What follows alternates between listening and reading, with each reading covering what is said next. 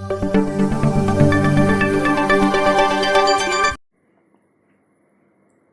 Maths tutorial YouTube channel पे आपका सभी का स्वागत। आज हम लोग ये वीडियो में bridge course standard 8 subject maths day 30 test number 2 solve करने वाले हैं। आपण आज या व्हिडिओमध्ये bridge course standard 8 subject maths day 30 test number 2 सोडवणार आहोत।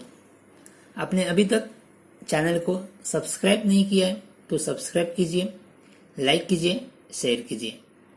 आपण चॅनलला सबस्क्राइब केलं नसेल तर चॅनल सबस्क्राइब करा, लाइक करा, शेयर करा। Test number 2 subject maths bridge course standard 8 marks 15 question number 1 fill in the blank 5 marks।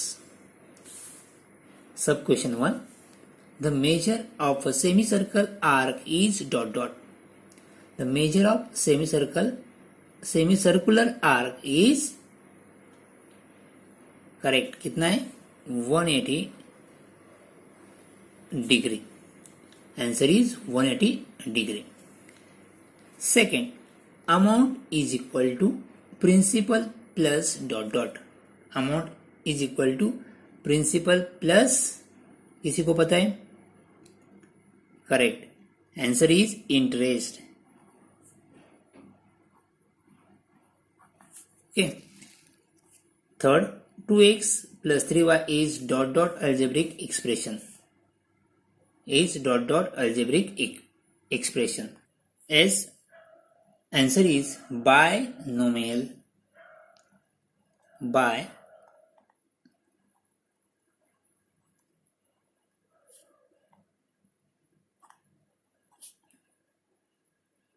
Binomial algebraic expression. Correct.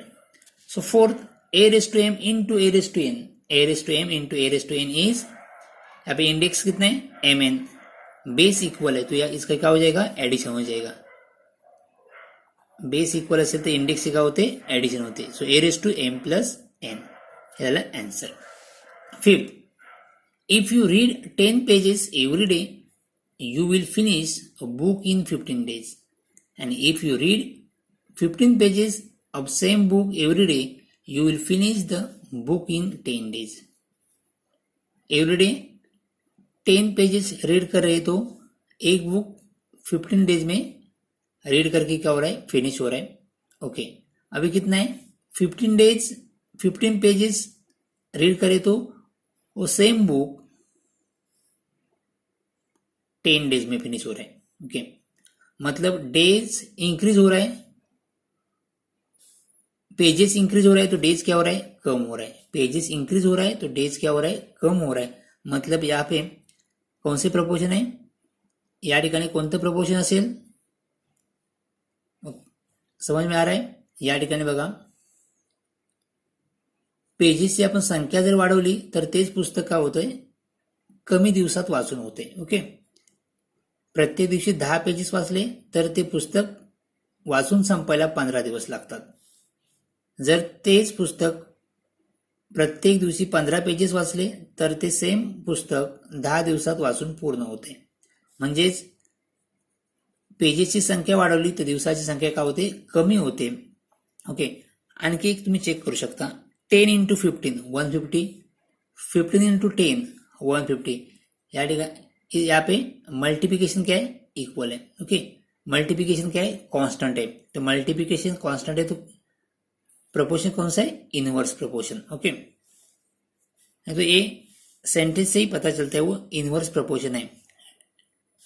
Page increase हो रहा है, डेज कम हो रहा है। ओके, तो क्या है? Inverse proportion.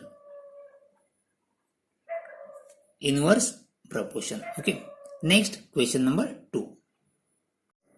Solve the following questions.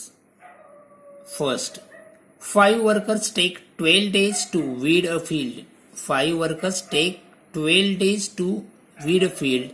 How many days would 6 workers take? 5 workers कितने दिन में कंप्लीट करते हो?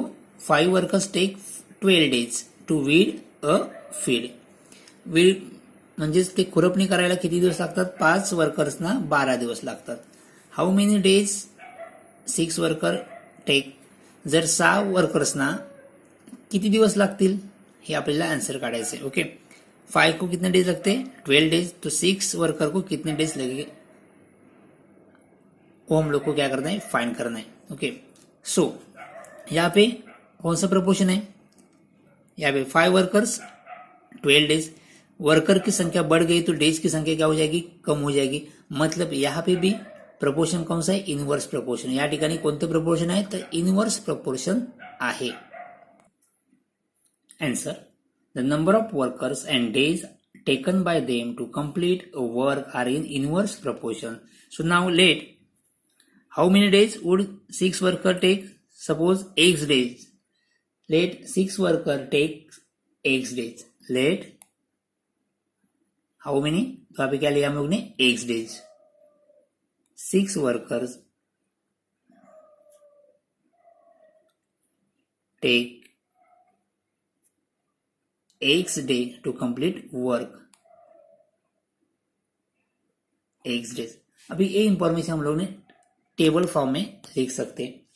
तो यहाँ पे वर्कर्स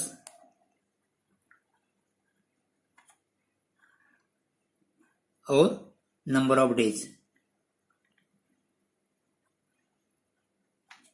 वर्कर्स कितने? 5 वर्कर्स. कितने डेज लगते हैं? 12 डेज. यहाँ पे कितने वर्कर्स है? 6 डेज. कितने डेज है हम लोग ने कंसिडर किया है? X days. Okay, so next, हम लोग को पता है इनवर्स प्रपोर्शन में क्या कांस्टेंट होता है? मल्टीप्लिकेशन कांस्टेंट होता है. तो यहाँ पे मल्टीप्लिकेशन 6 इंटू एक्स और 5 इंटू 12 का भी मल्टीप्लिकेशन क्या रहेगा? सेम ही रहेगा, 5 into 12. So x is equal to 5 into 12 upon 6. 6 1 जार, 6 2 जार. So x is equal to 5 into 2 is equal to 10. कितना मिल गया? 10. So answer is 6 workers will take 10 days. Okay, हम लोग का आंसर कंप्लीट हुआ. Second, what is the interest on rupees 1700 at 10 PCPA for 2 years? Okay, तो यहाँ पे principal कितना है?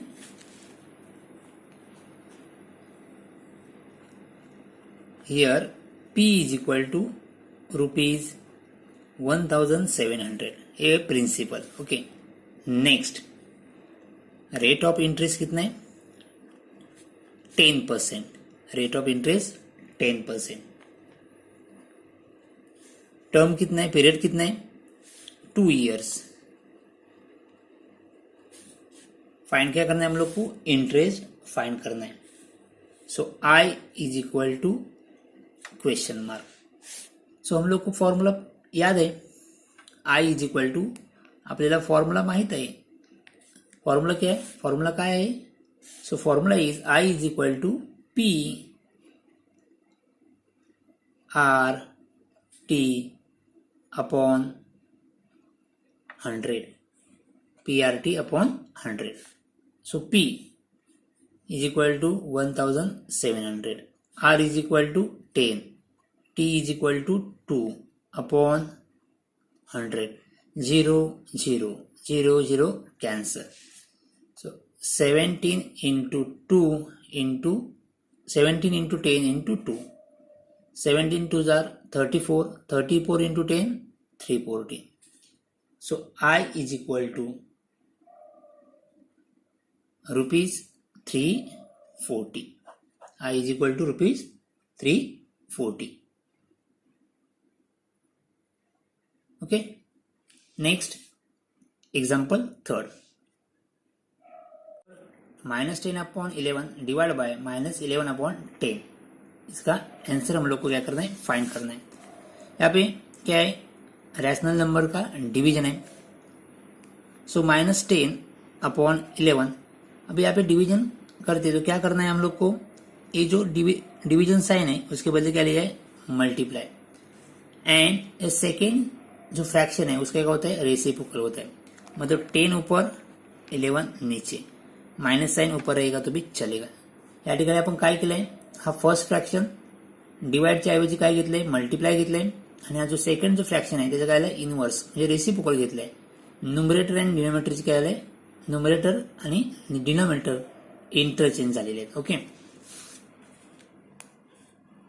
नेक्स्ट -10 इंटू 10 100, मल्टिप्लाय करा, 10 into 10 100, minus into minus gate plus, तो प्लस साइन नाही लिहिलं तरी चालेल। सो 11 इंटू 11 121, तो answer is 100/121। Next add 13x³ minus 12x², 6x² minus 8y², ये दो पॉलिनोमियल, उसका क्या करना है, एडिशन करना है। पॉलिनोमियल का क्या करना है, एडिशन हम लोग को करना है। तो हम ऐड करते 13x³ 12y² plus 6x² minus 8y²। Okay, 13x³ minus 12y² plus 6x² minus 8y²। अभी यहाँ पे x³ है, इंडेक्स एक x³ भाई तो एक ही है, x³ वाला टर्म एक ही आहे, तो क्या आहे 13x³। या ठिकाणी x³ असणारे टर्म किती आहे, एकच आहे, या नंतर कुठला येणार x², हा पहिला लिहिलाय, हा दुसरा लिहूया terms. Okay, next 12 minus 12y² minus 8y²। जर इंडेक्स डिफरंट असेल तर आपण एडिशन करू शकत नाही, इंडेक्स डिफरंट है तो हम ऐड नहीं कर सकते। ओके, तो वैसे ही लिखेंगे। भी यहाँ पे इंडेक्स सेम है, पावर सेम है। ओके, तो हम इसको पावर सेम है तो क्या करेंगे, इसका कोएफिशिएंट है तो उसके क्या करेंगे, एडिशन करेंगे। 12 माइनस माइनस सेम साइन है, सेम साइन है तो क्या होता है, एडिशन होता है। 12 प्लस 8 20, एडिशन को साइन क्या देते हैं, सेम साइन। जो साइन है यहाँ पे माइनस है तो माइनस देंगे। तो 20y², ये हम लोग का क्या है, आंसर है। Fifth, -12⁻7 divide by -12⁻7, same number को सेम नंबर से डिवाइड हो रहा है, मतलब आंसर कितना आएगा, सेम नंबर को सेम नंबर से क्या हो रहा है, डिवाइड हो रहा है, त्याच संख्येने त्याच संख्येला डिवाइड केलेलं आहे। ओके, तर आन्सर किती येईल, करेक्ट 1 येईल। आन्सर आपल्याला 1 येणार हे माहित आहे, परंतु आपण इंडाइसचे रूल वापरून सॉल्व करूया।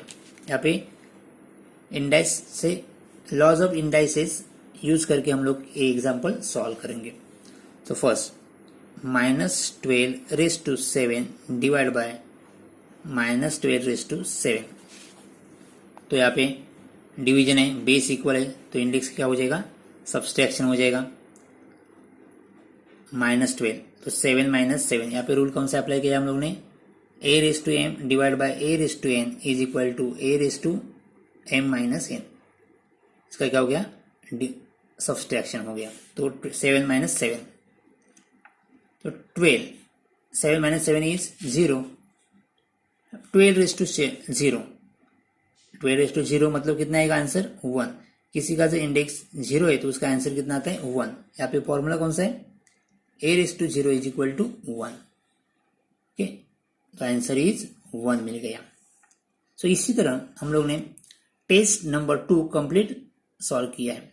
या प्रकारे आपण bridge course subject maths standard 8 ची टेस्ट नंबर 2 कंप्लीट सॉल्व केलेली आहे। थँक्यू।